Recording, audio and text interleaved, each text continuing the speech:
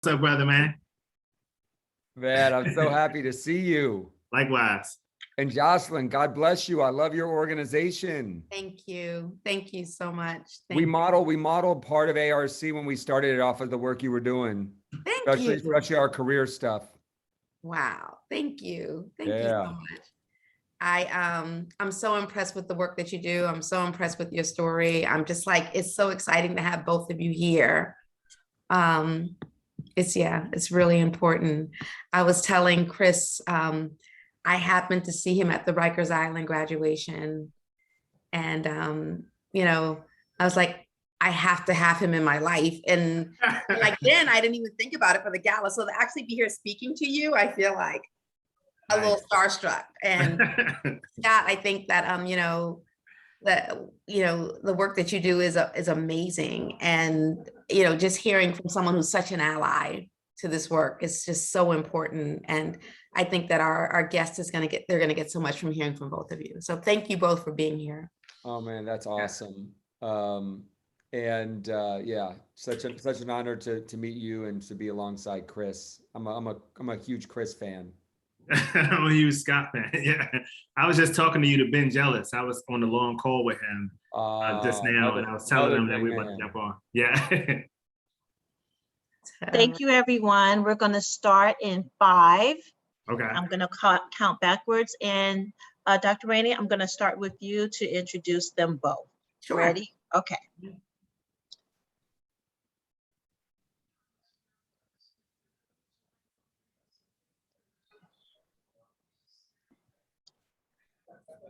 Five, 4, 3, 2, and 1.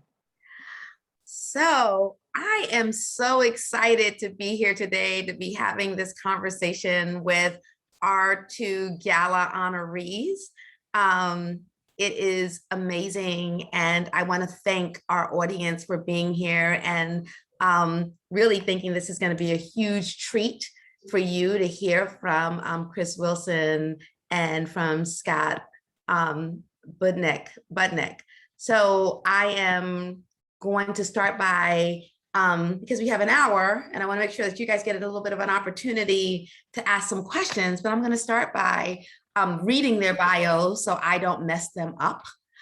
So first I'm going to start with Chris and say, born and raised in Washington, D.C., Chris Wilson grew up under extremely difficult circumstances which mirror those experiences of many of the young men that GOSO serves.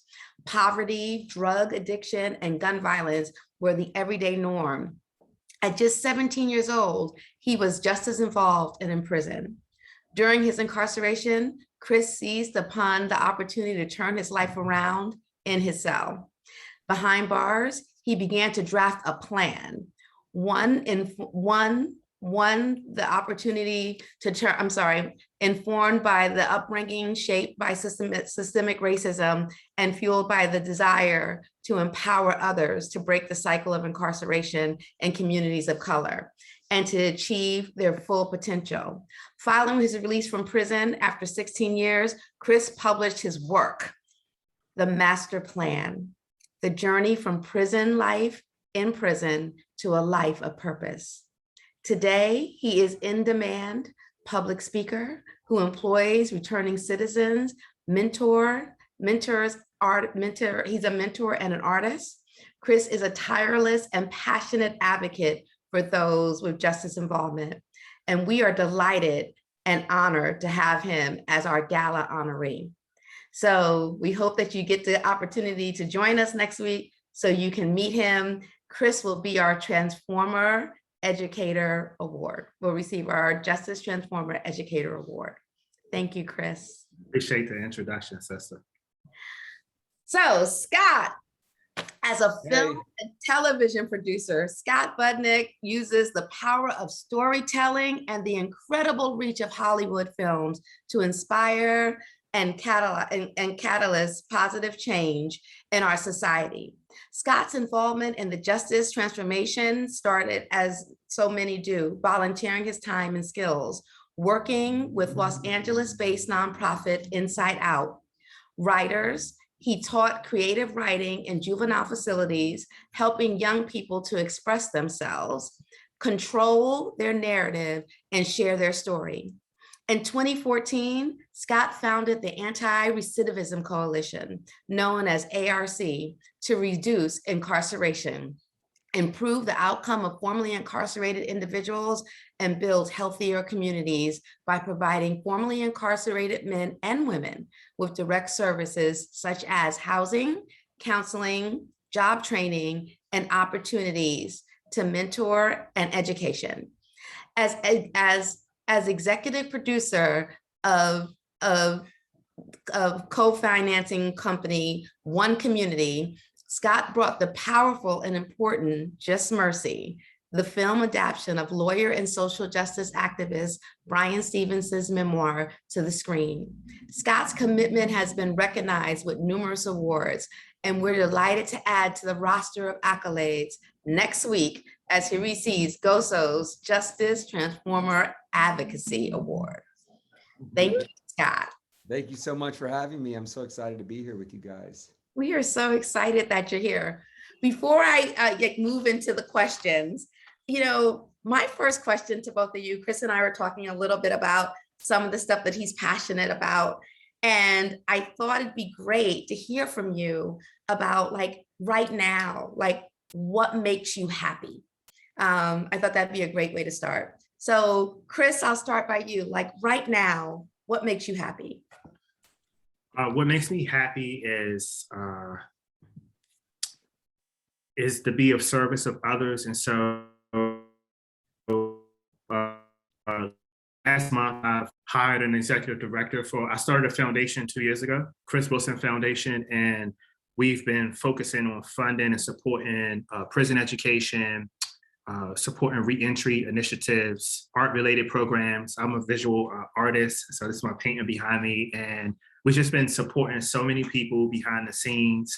And I really enjoy waking up in the morning and having a purpose and knowing that the resources that we've been able to accumulate can do some good in the communities for issues that I care about. So I think that's what I'm excited about these days. And I want to do it till I can't do it anymore. I love it. I love it. I love it. Scott, what's making you happy right now? Wow. How about that question to lead off?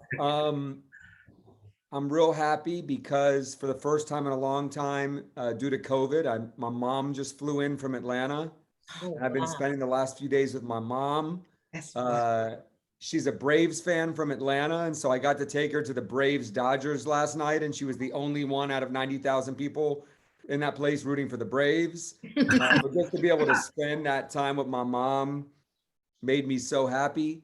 I'm excited tonight, and I'm happy tonight. I'm going to the J. Cole concert and bringing a bunch of system-impacted folks to see Cole, and he's been real supportive of the movement. So that makes me happy. And really, all the work that inspires me, I left running ARC and turned it over to Sam Lewis, who is system-impacted and did 24 years in prison. And to see Sam be an incredible CEO, and continue to grow the organization and see all of our members, and was just in a prison last week with Sam, and visiting people that are just resilient and beating the odds and graduating from 4-year universities while incarcerated at Lancaster Prison. And, whenever I need that shot in the arm, whenever I need to find that why am I here and why am I doing this, I just go in there, and it's really clear, and real happy doing this work today. I love that. Thank you, Scott. Chris, your personal story begins in Washington, D.C., and you talk about never feeling safe and, the gun violence that was in your community and all the illegal activity. And that was normal for you. And I know, just today I was talking to someone, and I was saying I was talking to another person of color, and they were talking about choices, right? People make choices. And, I've learned that, or I believe, I'm not going to say I've learned, I believe that people make the choices that they have to make based on the circumstances that they live in, right? And so I always struggle when people think that they made a different choice, right? Like they made a different choice. And you know, you knew you were a good person. Like you knew, you know what, I'm a good person. And but I'm in this cycle. I'm in this cycle that plagues so many communities of color, that are plaguing the communities of color that our participants are in. And you know, so I guess I'm trying to understand, like, what do you think in your community shaped you? What do you think our communities need? And what do you think that we need to know about communities like where you lived, the community that in some way I'm gentrifying in Bedford-Stuyvesant, Brooklyn, and Brownsville, right? Like we have to be real here, right? Like, Yeah. what do you think that people need to understand about what's going on in those communities to know why people make the decisions they make when they're living in those communities as young people? So I guess I would start by saying that what I believe has shaped me were the relationships with my elders. So that was my grandfather, that was my mom, my school teachers, school counselors. I didn't always grasp the wisdom that they were trying to convey to me about surviving, about, you know, developing some capacity to be resilient. But I think those were the things that really like shaped me. And unfortunately, you know, having gone to prison as a juvenile, and I had a lot of time to think about, and I was like, man, they were trying to tell me this the whole time. Education, what are the paths? What are the skills that I need to develop to survive this chaotic system or community I was growing up in? And I just didn't get it at the time. But like, I think that's what I would say that really like shaped me, was those relationships that I had. And once in prison and spending time in solitary confinement, all that stuff came back to me. And I was like, I need to really like drill down on these principles and educate myself and go to therapy and figure out how I can survive this chaotic prison industrial complex. You know, hearing you say that, I think about, you know, that you had a strong foundation that so many of our young people don't have, like that strong foundation, something to go back and think about and say, okay, this is when I get out, you know, my mom, which, you know, I heard your story, is going to be there for me. My family has instilled these things in me, but you know, there's young people who don't have that, right? Like they don't have that. And I guess I'm thinking like, what is that? What do we need to understand about like the structural circumstances, you know, racism, things that happen in communities that I think that those of us who might think like folks can make a different choice. And of course, everyone can make a different choice, like everyone could. But at the same time, what should we be doing in our communities now today for that third grader who is in a situation where this is all they know? Is this a Chris question or a Scott question? Chris, I'm following up with a Chris question. Yeah. All right. So I would say, I mean, this is an education challenge, I believe. I had school teachers growing up in third grade, fifth grade that would go off script and tell me, and it was mostly like young Black boys and Black women in the classroom, and they would actually, it was all Black. It was all Black and people in the classroom, and they would tell us like how important it was for us to really soak up this education and figure out what we want to do with our lives, despite what we were seeing outside of the windows. Like my elementary school, there was all kinds of stuff happening outside, and police and helicopters buzzing around. And they would just really emphasize the importance of education as a path for us to move up, for us to survive. And I didn't necessarily get it at the time. You know, eventually I did, but I think that was one of the things that really was important and still is important. And we got to really convey that to folks. Like, the system isn't fair. America, I love America, but like, you know, we have a lot of challenges to overcome. But how do we equip, especially our young people, with the skills, with the tools to withstand and grow and build and navigate like this crazy world. So that's one of the things that I would advocate, that our teachers, our counselors, our parents, our people in the community, we got to really raise our young people in a way where they can be strong, understand that it's not a fair world that we live in, but it can be beautiful if we educate ourselves. I love that you said that. I always think about the fact that, you know, we have to think about when we're like the education system has an obligation to students, right? Like they have an obligation regardless of what that student is experiencing in their home life. And right. I always think about that. And I always talk about that even before I got into this work, is that, you know, it doesn't matter what's going on at home. You have to still give that person all the resources they deserve when they're in that building. And I love what you said about going off script, right? Like there needs to be an expansion of what happens in our education institutions as well. And Scott, you know, I think about, you know, one time my son and I were on a cruise, and we saw someone had a sailboat, and the sailboat had an American flag as the sail. And I thought, you know, and so immediately in our minds, it's like, oh, that must be someone who is racist or anti-Black, right? Like only in our country do we think of our flag as something that doesn't mean who we are. And then when there are people like you who are allies and advocates, it's like it's a game changer when you're using your privilege that way. And you know, you started out volunteering, and so I would love to hear from you, like what motivated you to start volunteering, and then what further motivated you to do this work. Like this is like a huge piece of who you are. So what motivated you with your privilege to say, this is work that I want to do and it's important work? Like, why is it important? I mean, I'll say this, like I came to Los Angeles. Well, let me back it up even more. I feel like there was something in the way that I was raised where if I watched a movie or saw anything in this world and it had any kind of theme of inequality or injustice, it was something that my whole life would make my blood boil.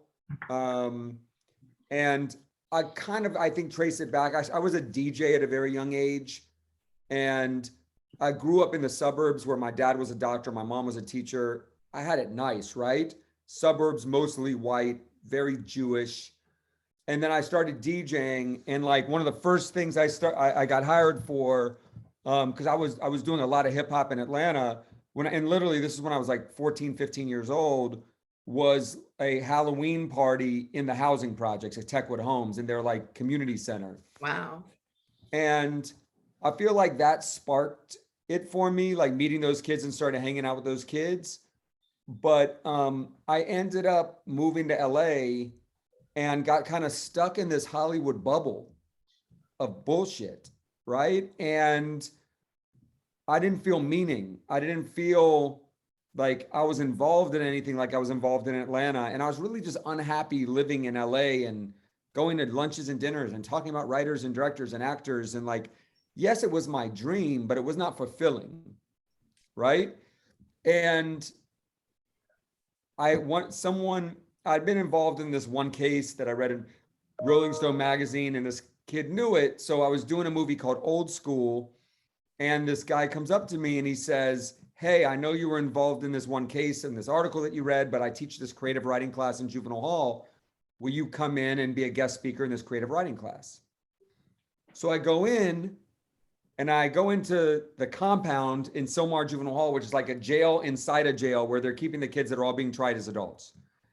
And I go and I sit down at this table, and I'll look to the kid next to me, who's this tiny little kid who turned out to be 15 years old.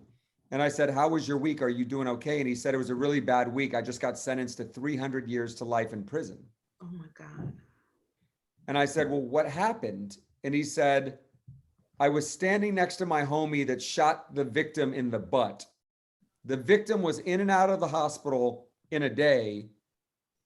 And for standing next to the guy with the gun, I got 300 years to life. And I'm sentenced that I'm heading to state prison in the next month. And as we went around that table of those dozen kids, it was just like nothing you would ever wish upon a child ever, right? Nothing you'd ever wish on your worst enemy.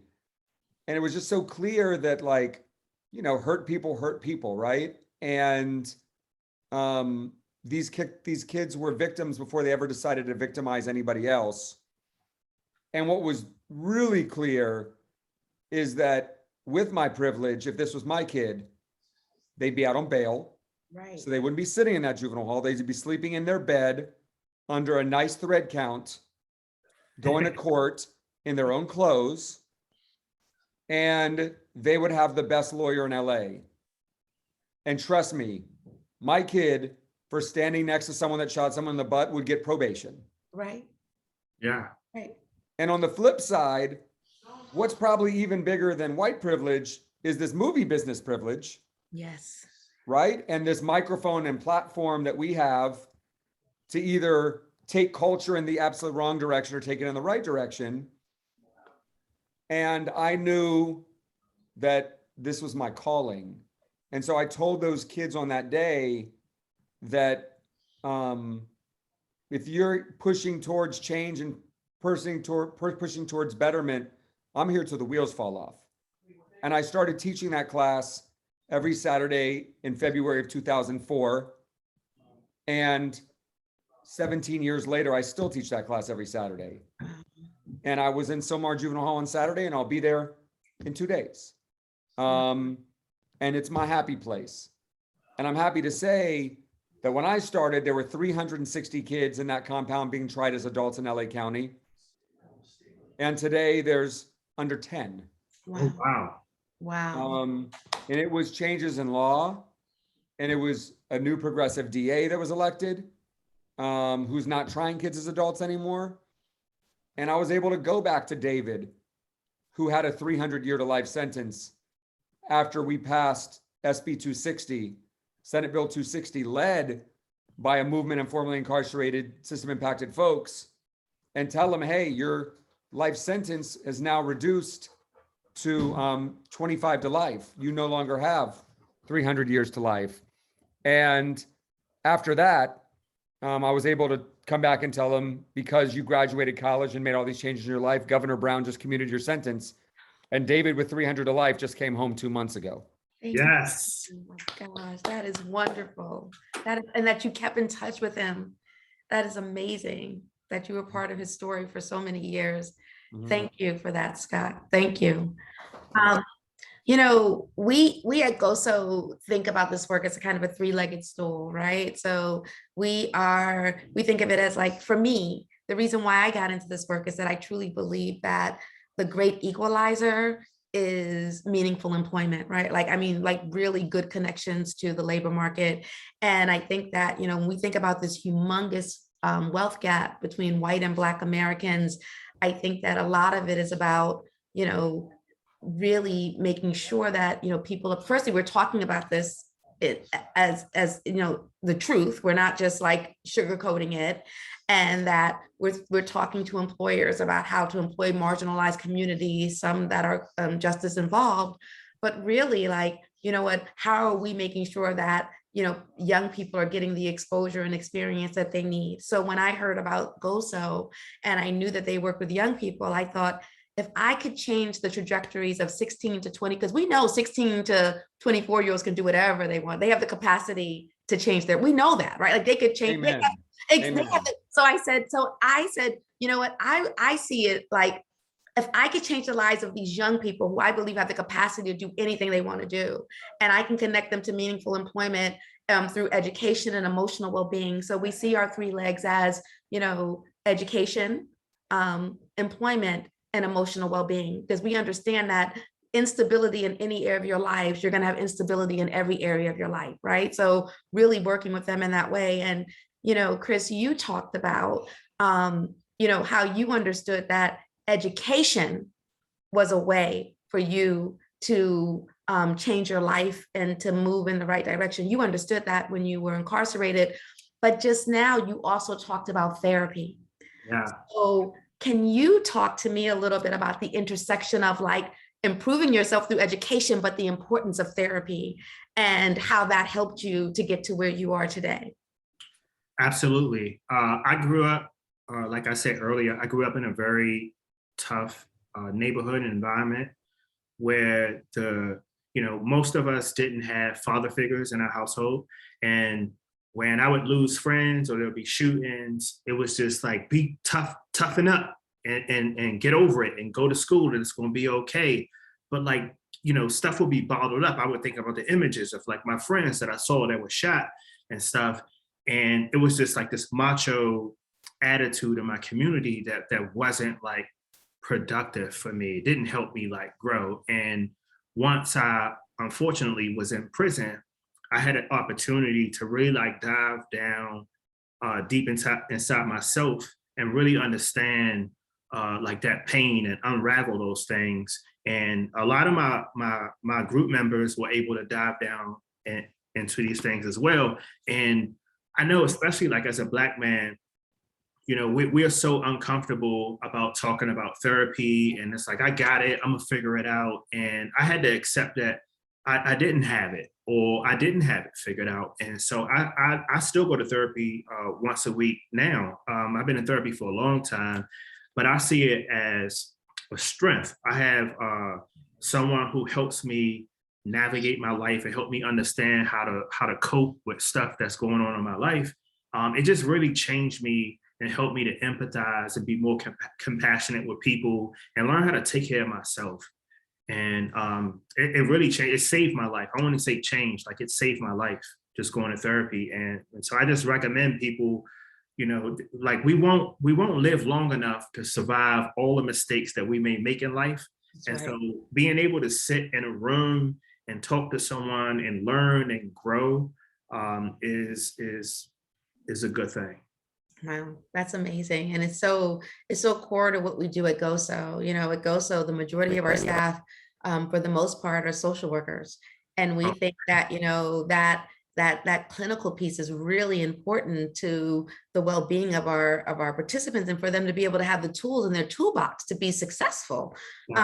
We know that, the communities they come from and the trauma there, and then it's, compounded by the trauma of being incarcerated or detained in our city jails, means that, there's some stuff to unpack and work through. And I'm always awed by the things that our participants will tell their social workers because they trust them, right? Like, so things are like I was just listening to someone who was saying, who was formerly incarcerated, who said that, part of healing is telling your story. Like, being able to tell your story is part of healing. And the more you tell the story, the more you become healed. And so it's so important. And I know, and I know, Scott, as a writer and producer, you have the influence to elevate stories to the mainstream. And, one of the things I've learned, which has made me successful in this role, is the importance of storytelling. And thinking about, how do we take that and impart it on our participants, and how can people who have been justice involved or been in the criminal justice system take ownership of their narrative, and how can they work towards community reentry through storytelling? Or what do you think about story? Like how do we help them to craft these stories, and or do you think storytelling is important to be able to do this kind of work? I mean, like in a huge way. I mean, this is what I've kind of doubled down on, as I feel like it is kind of like the what we need now to get the change that we want. Any person I brought into a prison, jail, juvenile hall, no matter where they fell on the political spectrum, no matter what their life experience is, even victims of crime or law enforcement, if they sat down with the folks I work with on the inside, they cannot come out the same person. They cannot come out thinking the same, feeling the same. Their level of empathy, their level of understanding, their reduced ignorance, every single time, no matter who it is. And I also saw that when anyone met our ARC members, our over 2,000 ARC members who are system impacted, but now out and doing incredible things in the world. and where everything really changed for me is I was at a party and met the person that ran the marriage equality political movement. Mhm.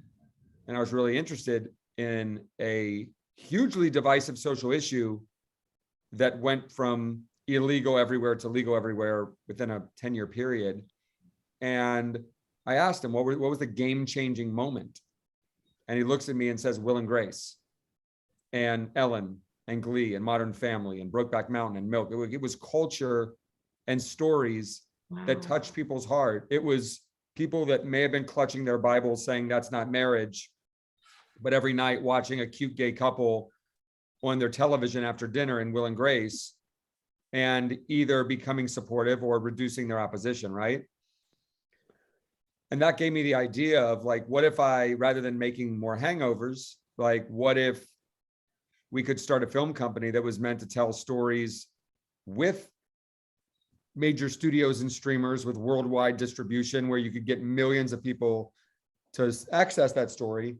Like, what if we told stories in film and television around all of these social issues we care about to build empathy, right? To reduce racial bias. And we started One Community, our new film company. And you know, Just Mercy was our first film. The Aretha Franklin, Jennifer Hudson movie, Respect, was our latest film. And you're going to be seeing 3, 4, 5 films and TV shows being made a year with like massive social impact campaigns around them all, to drive people to act. Wow. Thank you, Scott. You know how much it means to me to be able to refer to the media as a place for people like, you need to watch this movie. Like, you will understand it better if you do this. And I do think that there aren't enough movies and there's not enough media out there around the issues around criminal justice, right? And I think that, you know, having people like you doing that work is so important. And you just gave me a way to name and frame that as well. So thank you for that. I always love to have another way to talk about it. And I think that is, I never thought about it the way you said, like Modern Family and Will and Grace, which I couldn't stop watching every week, right? Like, they become like your family, and you're like, well, how could I be mad at that person if that happened? And what if we did the same thing around people who've been justice impacted as well? So yes, I love that. I love that. You gave me a whole new perspective on why that's important. Thank you. So, you know, Chris, you know, after 16 years and because of your discipline and determination and drive, and, you know, working on your master plan, you know, you were released from prison. And I think that you weren't supposed to be released, right? Like, it was like, your story is that you weren't supposed to be released, and you were, but you still worked towards it regardless. Yeah. So I would love to hear a little bit, just like a little snippet for those people who haven't heard your master plan, because I love your master plan, and I love that it included a car. Like, it was so real. And then like how you've been helping other justice involved people to create their own master plan. Like, how are you working with them to create their own master plan? And like, you're meeting them where they are, which is amazing. Sure, absolutely. So I wrote my master plan when I think I had just turned 18, and I started to think about who was the person that I wanted to be at, like maybe age 40. And I thought about like all the conversations I had with like my mom and my counselors, and it's like, you need to graduate high school, you need to go to college, and you can start your own business or whatever. And I had no idea how to pull all this off, but like, I was thinking about these things. So I started putting this stuff down on paper. I'm gonna graduate high school. I'm gonna earn a college degree. I am going to be able to travel the world one day. I want to run my own business one day that impacts people's lives. I want to write a book one day, even though I haven't done anything positive in my life at that point. But I was like, I want to be able to write a book that inspires people. About 2 pages worth of stuff that I wrote up, and I sent it to my judge and my grandmother, because everyone listens to grandmothers. And like, my logic with creating a master plan is you need to share it with someone and then give them the power to hold you accountable. So if I tell you, I'm gonna graduate college, and if you see me next week, and if I haven't been to school or whatever, I need you to chew me out. And so I put all this stuff together, And I just started working on it. And everyone, I was in prison doing this. So people would be like, hey, like, what's the status of like your GED? Like, are you registered or whatever? And there was penalties. Like I had to do push-ups. I had to drink water if I got caught slipping or whatever. And so I wanted to, you know, I'm a man of my word. So I wanted to be able to finish all these things. And so I was able to work really hard. It took me a long time too, by the way, to do all this stuff, about 10 years, a decade. And then I was able to stand before the judge and talk about consistency and talk about how I've grown and matured and what I've learned in therapy and what I would do if given a second chance. And I mean, it's actually a miracle in the state of Maryland. Like when you get life in Maryland, you grow old and you usually don't get out. You die in prison. And so, but the judge recognized all my progress and gave me a second chance. But she told me, she says, you can't get out and just get a job. You sent me all these ambitious things. You got to do everything. And so I had this pressure on my back to finish the plan. And I thought about all the people that were following in my footsteps, and I didn't want to let them down. But I thought about all the people who said I couldn't do it, and I wanted to prove them wrong. And so I worked really hard, and it took a long time, but I've been able to get out and become successful. And then I've helped hundreds and hundreds of people do the same thing. That's amazing. Man, that's an understatement. You've become insanely successful and have changed so many lives. And Scott, you know, you said you're taking a few young men to see J. Cole tonight, or and I think of men because so GOSO works primarily with young men in our program who have been formerly incarcerated. They started at Rikers Island, meeting them there. And I always think GOSO meets the people we work with where they are literally and figuratively, right? Literally at Rikers Island, and then figuratively, like working with them to wherever they need to get to in their lives, regardless of where their starting point is when they return home. But we just finished a strategic plan where we're going to start working with women as well, because we know that's a growing population in the criminal justice system, and we want to be part of that. So my mind goes straight to that when I say that, but we are very aware that, you know what, we have to work with women as well. But Scott, you were talking about, you know, taking justice involved people to see J. Cole tonight, and that you still go to the juvenile center and do that workshop. Tell us a little bit about your work. Like, tell us about ARC. Tell us about, like, I know you're not there anymore, but you know, that's your work. Like, tell us a little bit about the work that you do outside of the films that you make. Yeah, no, I mean, I'm not there as the CEO, but as a board member, I'm here to support Sam Lewis and our team. I think I don't even know how many people we have at this point, but probably 80 folks on staff. Probably over 70 of them are system impacted and formerly incarcerated as well. So like, this is my life, and I'm never gonna leave that. It's been amazing. I mean, we really started ARC, the Anti-Recidivism Coalition, to create a support system for folks coming home, and to surround folks with positive peers that were marching in the same direction, and really to like raise the bar. Sky's the limit. Like we always said, like, we believe in careers, not just jobs, right? And like a lot of what we did in terms of building our career development was modeled after what you're doing, because you were doing it before we even began. And we looked at other nonprofits around the country that were doing incredible job training, placement, internships that would lead to living wage careers. And so we listened to our members and asked them what they needed. And they said, number one, when they came home, they needed housing. Number two, they needed mentors. 3, jobs and access to college education. 4, therapy. And so we created our strategic plan building in exactly what they told us. And so now have 2 housing programs in LA, as well as a fire station where we have 80 formerly incarcerated firefighters now becoming CAL FIRE firefighters for life. We have our union apprenticeship program for the construction unions, where we place over 100 people a year into massive living wage careers in the construction unions on massive, building the Rams stadium, building the new Clippers stadium, like big projects. Wow. We have a film and television program for the unions that gets folks into jobs paying $46 an hour. Obviously, we built in, I couldn't agree more with everything Chris said around therapy.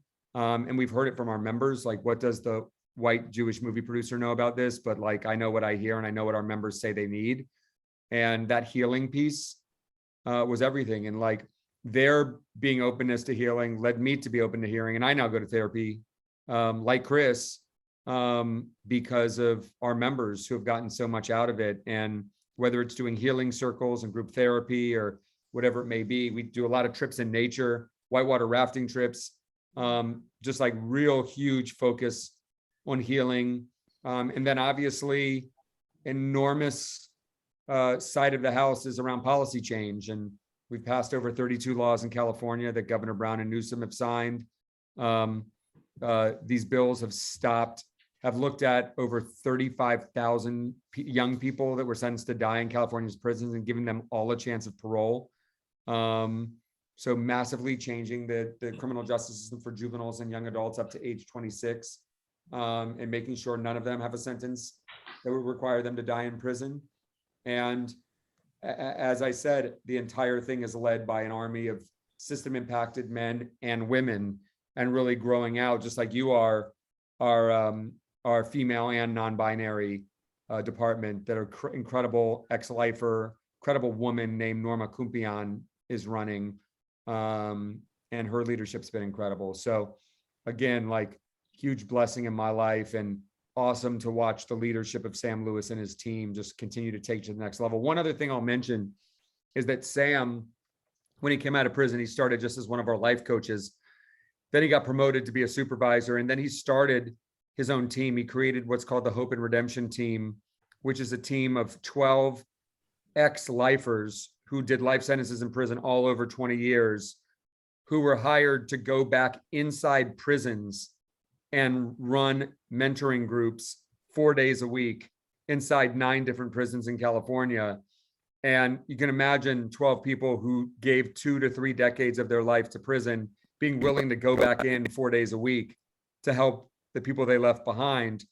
But that program has been so successful, and the fact that it is formerly incarcerated and system impacted folks running the program, in the governor's last budget, he put in a line item specifically to scale the Hope and Redemption program to all 33 prisons. So we're now hiring 25 more former lifers for a great salary plus full benefits, to continue doing this work in 25 plus more prisons. I thank you so much, Scott. Thank you for your work. Thank you so much. We are, we have about 15 minutes left. We have a couple of questions, but I did want to first say that I appreciate you both for being here. I feel like every time I have a panel like this, I am, I'm expanded, and that I learn more. And this has been like just unbelievable. And I can't believe that you're going to be our honorees next week. I think we are just so blessed to have you both to be our honorees. It's unbelievable for GOSO. But I think, I'd like to ask you both like one more question. And Chris, for you, because you were the same age as the young people that we serve, and that you have been justice involved and actually incarcerated, many of the young men that we serve. One of the first things that happened when I started here is that the CEO before me always did a interview skills class. And I have a HR background, and I told you my thing is all about connecting people to work. And I was like so excited that I would be able to do this program. And I remember, doing this creating this PowerPoint and doing this presentation. And, a lot of the young men were engaged and asking questions. I'm telling them about LinkedIn and what to say on the interview and what not to say on the interview. And then one of them said, this is all well and good and interesting, but as soon as they hear I'm incarcerated, they're going to think I'm a monster anyway, and they're not going to want to hire me. So this is like, you're wasting my time. And it was like maybe my first week there, and it was such like, I was just like, wow, like I right then I realized this is different work than I've ever done in my life. Right. But I would ask, like, when I look at someone like you, and that has been successful, I want all of the young men to see someone who's like you. They ask for this often. What would you say to the young people we serve about their opportunities, meeting their goals? Like, what advice would you give them to say, like, you can actually, you can actually dream and see your dreams come true? It's a good question. So my first job when I came home from prison, I've been home about 9 years and some change now, was workforce development. I got promoted like 2 times. I became the workforce development director and then community organizer.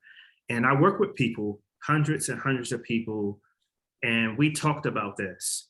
And I think the question is legitimate. Like, any employer is going to be concerned about, like, well, what did you do? Like, what is the gradation of like the severity of the crime and stuff? And so I would work with men and women to help them talk about and explain like what they did, but also most importantly, why they're different now. And so I had to do it myself. It's like, I had to talk about my crimes when I got my job, but I talked about all the things that I did, of how I changed my life and what's different and what I plan to do. And I think, like anyone, even if you worked a prison job and you did a good job, those are all transferable skills. And so I work with people to help them talk about, what they did, what value they can offer to an organization, the confidence, having confidence. I remember also too, just to put Scott on the spotlight right quick. When I met him when I first came home, and I talked to him about ideas about like film and stuff that I wanted to do, and I was surprised that I was able to get on the phone with him, and he was like, "Yeah, you can do that. You can pull this off." And then I went to LA, and I was able to. He was like, "Well, I think it was a Sunday or something." He was like, "Well, I'll come in," and we was able to meet all the people. Like, he just like made it happen, but it gave me confidence that people cared about like the stuff that I cared about. And so I think all of those factors are things that we transfer to people who are following in our footsteps, to let them know, like, you got to put in the work, even if you're in prison. And people are going to come at you and say, yeah, you can't do this, but like, tell them what's different about you. Tell them about what you learned, your accomplishments in therapy, what your plan is of how you'll be different, how you'll contribute to society. I mean, all of those things are really important. And as an employer, I ask people these questions like, well, like, why should I give you a shot? And I would say to folks, like, you got to be able to answer that question. I love that. I love that. Thank you for that. And Scott, Chris just gave you a huge shout out for answering your phone and, giving space and time. And so it's funny, my question to you is going to be, for people who have not been justice involved, people who have white privilege, people who are interested in helping. There's so many people that support GOSO. I mean, we would not be able to do the work that we do without the donors and supporters and funders that we have. But I think the depth of what you have engaged in and given is so important, like beyond. Many of our board members will talk about going to Rikers. And I think that makes them like, they want to go back. They care about the individuals like you. They've opened their doors and given themselves to the individuals, giving them opportunities. GOSO is really special that way. So you guys are really being honored by an organization that has, a board and a team that is really, really special. But Scott, like, how do you think people who want to be allies, want to be, want to see people have the same opportunities as other people and say that they're interested in this work? Like, how would you tell them to proceed? What would you tell them to do? Like, how should they do this? By the way, this guy right here who keeps wanting to creep into the frame. So cute. This is a dog that was actually trained in prison by the Pause for Life program in Lancaster Prison. Wow. They found Dennis like beaten severely, starved, chained to a thing, burnt, everything. And the owner was arrested, and Dennis was taken to the pound. And instead of getting killed at the pound, Pause for Life picked him up and took him to Lancaster Prison, and the guys inside nursed him back to health. So He's just beautiful, fun- Joe. He's Yeah, beautiful. It's just he's funny dope. that he's jumping all over me. And some was in his kennel, but somehow pried the door open to get out here and say hi to you guys. Oh, Dennis is Um, magical. Yeah, Dennis ain't messing around. I think with bringing on new allies, I mean, I think a huge thing is just making sure you have people that are not going to bring their ego to the table, Mhm. right? It ain't about them. It's not about that. And you know, I think as soon as you realize that it's someone who thinks it is about them, and it's often, unfortunately, folks coming from like pretty extreme wealth that white guilt or whatever it may be, have them flock to this, but then it becomes about their ego rather than about the work. But I've been able to find hundreds and hundreds of people whose heart is pure and who have come on as allies of all shapes, sizes, and colors, right? And you know, there's a lot of people, there's a lot of Black folk, and there's a lot of Latinos and folks that have not grown up in these neighborhoods and don't even know this themselves, right? And Scott, thank you for that. Yeah. They think yeah, automatically we have to learn. Some of us have to learn it too. You're absolutely right. absolutely. And I think just again, as you meet your clients where they are, I think meeting volunteers and allies where they are as well, and sussing them out to make sure their heart's pure and it's really about the work and it's about being selfless, and taking them baby steps in, start them in the shallow end. I mean, I'm someone that can be thrown into the deep end, but I think I'm fairly rare. But like, hey, come to prison with me and come meet folks and be in kinship and be in and listen. Like even like when we bring folks in, we're like, you don't have to say a thing the entire time. Just listen. Yeah. And if you feel the need to speak, but spend 90% of your time listening and learning. And yeah, I found that to be very successful. Thank you so much. Well, I know that you guys have given us a lot of time. We do have a question, that time for one question before you jump off. And somebody asked, they're curious, since you're both not in New York. I know you're part-time in New York, Chris, though. What are you hearing about the situation at Rikers Island here? What do you think about this out of control situation? Is this for me? You can start, Chris. I'm actually going into Rikers, I think next week. Oh, good. But yeah, I mean, like, I don't want to dive too deep into the weeds or whatever, but like, we really need to highlight the challenges that they're facing, like there in Rikers. Like, I mean, I was in Rikers last month because I rolled out a software course. I turned my book into a software course and went in there to meet the people who graduated from the course. And I was horrified by the conditions in there. And I thought about one of the things I said to myself, and I said to my therapist, was like, if I was in those conditions, I don't think I would have made it out of prison. I've met people when I went in, it was like, I've been in this housing unit and haven't left for 2 years. And just horrible conditions. And so, and even now, like, we're not like COVID testing and all the kind of stuff that's going on in there. I mean, we got to do better than this. We have to. Yeah, we got to do better. And so I don't have a solution right now, but like, I could just tell you from experience that it's really bad. And we have to do something about it.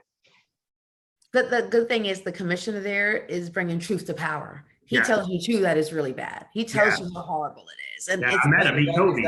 Is that Vinny? Is that Vinny?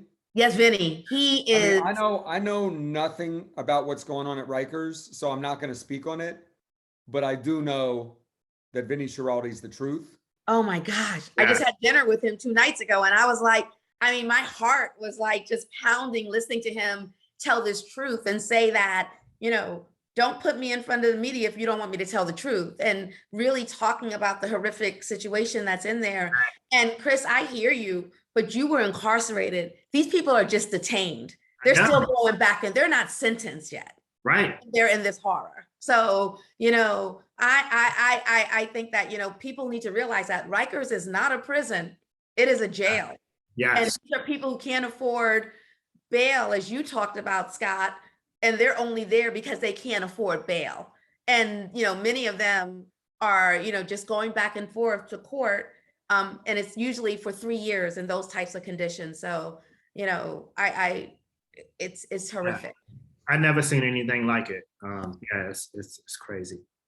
So Thank you for the honor to be able to participate and lift up the incredible work you're doing. I hope that you got as much from this moment as we got from this moment. I know that this is one of the best panels that I have hosted, and I just want to thank you both so much, and thank you both for accepting our honors next week. It's extremely important work that you're doing. I'm so glad that the two of you are connected. Yes. Really that made me happy. That made me happy, and and thank you for all that you do. That's going to make even the people that we work with, you guys are going to make their lives better. So thank you for that.